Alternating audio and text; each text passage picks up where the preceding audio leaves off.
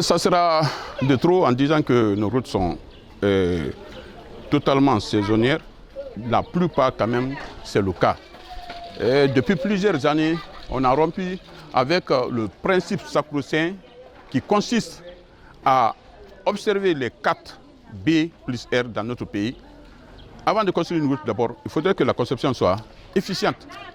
Il faudrait que la construction, quand elle arrive, soit faite dans les règles de l'art et par des entreprises dignes de foi. Que la mission de contrôle soit obligatoirement indépendante alors de toute autre considération, sinon que le contenu du cahier des charges. Ensuite, il faudrait que, lorsqu'il y a exploitation, que celle-ci se produise dans les règles de l'art. Que transporteurs et tout autre usager de la route, y compris le ministère des Transports, chacun en ce qui le concerne, et se comporte suivant le code de la route. Autrement dit, tout faire pour que la route continue de servir dignement tout le monde. On a une loi protection patrimoine routier qui a été vraiment promulguée depuis plus de 3 ans.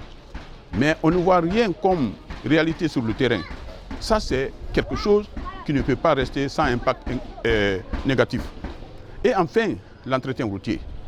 On n'intervient pas en entretien routier parce que les routes sont dégradées. Mais on intervient justement pour ne pas que les routes soient dégradées. C'est justement comme une voiture. On envoie sa voiture au garage dans un premier temps pour ne pas qu'elle tombe en panne. Parce qu'il faut changer les filtres, il faut changer les huiles, il faut changer les pièces qui sont périmées, qui sont arrivées à leur date de péremption. Alors, c'est ce qu'on appelle la maintenance. Mais quand vous ne faites pas la maintenance, la seconde fois que vous allez au garage, c'est pour réparer votre propre spéculation par rapport à ce qu'il fallait faire. Donc, quand vous faites la réparation, ça laisse toujours des séquelles. Malheureusement, chez nous, nous assimilons l'entretien routier à la réparation des routes.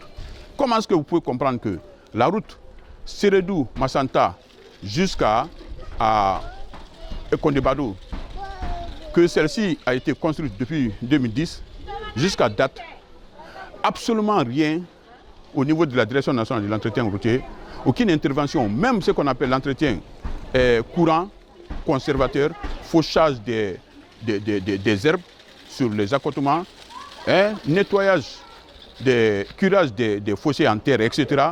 Absolument rien. Pendant plus de 10 ans, en 12 ans, rien n'est fait. Heureusement que l'entreprise qui a construit cette route-là, c'est une entreprise qui n'est plus en Guinée, en tout cas en Afrique actuellement, Soja Saton. Heureusement que ça a été un travail consistant.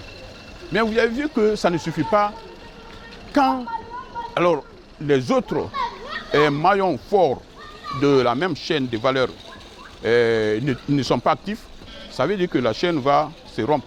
Cela veut dire que quand l'entretien routier n'est pas une priorité, les routes vont partir de la construction à la dégradation et très tôt, nous allons être obligés encore de reprendre.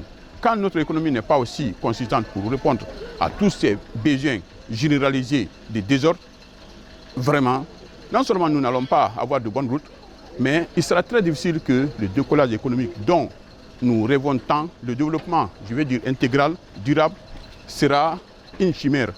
Pour éviter ça, une fois de plus, optons pour l'excellence. Il y a effectivement des personnes humaines, nombreuses d'ailleurs, qui sont capables de relever le défi. Ils ont appris le métier pour cela. Mais quand on pense que quand il y a l'argent ici, c'est qu'il faudrait opter pour des facilités, pour des personnes qui ont certainement la volonté, mais qui n'ont pas la compétence. Ça aussi, c'est un problème. Osons le dire, parce que c'est de la réalité.